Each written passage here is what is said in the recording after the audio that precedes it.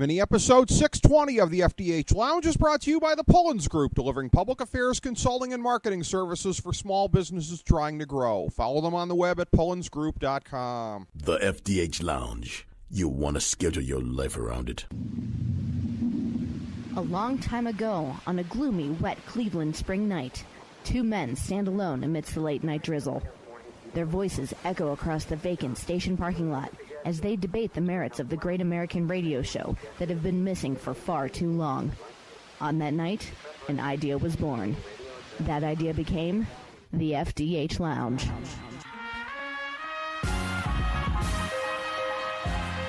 Welcome to the FDH Lounge. Welcome to FDH Lounge mini-episode 620. This is FDH Managing Partner Rick Morris here with our preview of Fargo episode 2.2 titled Before the Law.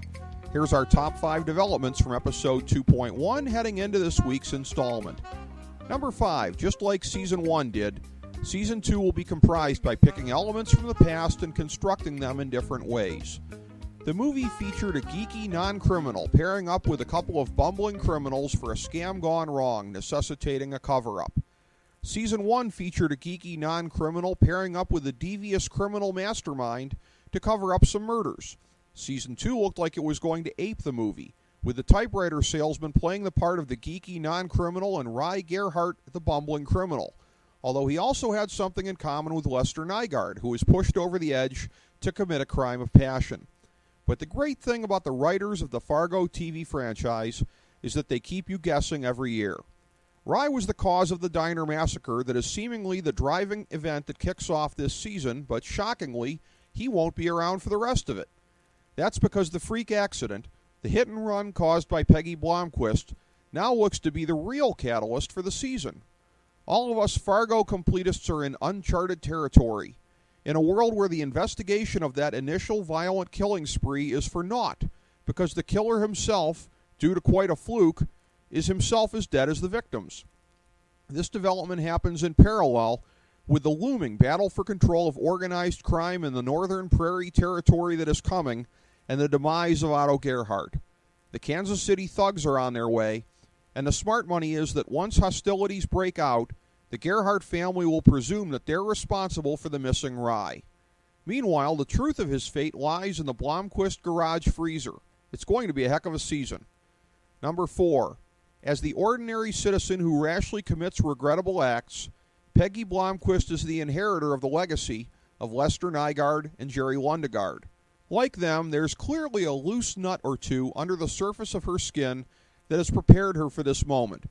Her ramblings to her husband Ed about the need for self-actualization mark her early on as another one of the 70s whack jobs that the entertainment industry has long satirized, and her clear disregard of gentle Ed's wishes marks her as a selfish and manipulative person. But what she doesn't have in common with them is the complete knowledge of what she's going to be covering up. All she knows is that she ran a dude over, and it's to her further discredit that she doesn't seem to know or care if he was a good person. Rye was a scumbag, yes, but you get the feeling that Peggy wouldn't have lost any sleep even if it turned out that he was a saint. She has no awareness, yet anyway, of the massacre that he perpetrated and the standing that his family has in regional crime circles. As somebody with delusions of grandeur stemming from little other than her own attractiveness, she's actually about to become ground zero of a huge investigation and a mob war, while being completely unaware of it at the outset. Peggy is somebody who's probably always aspired to live the Chinese saying, "May you live in interesting times." She's about to find out exactly why that saying is a curse. Number 3. Lou Solverson is the saddest Fargo protagonist yet. Part of this is because we know from Season 1, the Solverson sequel, that Lou is widowed early on, and here his ill wife Betsy almost lingers as a ghost, given that we know where the trajectory of her disease is leading. Additionally, Lou saw the horrors of war in Vietnam, so he comes to this story with more of a grim, world-weary perspective than we're used to seeing from this franchise. He will be channeling his pain, which comes from circumstances that he cannot control, into his job, which for a man of his intelligence and commitment offers that elusive sense of control. Given that he, and especially Molly, factor into a future that we've already seen, there is no mystery about whether he'll survive. But there is mystery about what takes his grim resolve at this moment in time and transforms him to a man that we know eventually had enough of police work and tried to convince Molly to feel the same way. Number 2, conspiracies, UFOs, we may be going to some weird places. Lou's friend Carl Weathers figuratively wears the tinfoil hat wherever he goes, leading to some amusing monologues and a prophetic warning that the diner murder investigation is only going to get bigger. But you have to wonder if his rantings may tie in any way to Rye's post-murder moment of distraction outside the diner, when he appeared to be witnessing a UFO right before his head entered Peggy's car the hard way. Fargo has moved into weird territory in the past, including the fish hurricane of Season 1, and the intimations at various times that Lauren Malvo had some kind of special powers. But what we saw here intimates that we may be going to more of an overt place involving unexplained phenomena. We shall see. Number 1.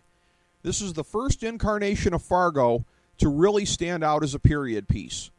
The 70s are perhaps the most colorful decade of all time, certainly in terms of fashion and decor choices that are regrettable in retrospect, so it's somewhat inevitable that a story set in 1979 would be thick with sideburns, wide collars, and the whole 9 yards of sartorial excess. But we haven't really seen this commitment to capturing a specific moment in time before from this franchise.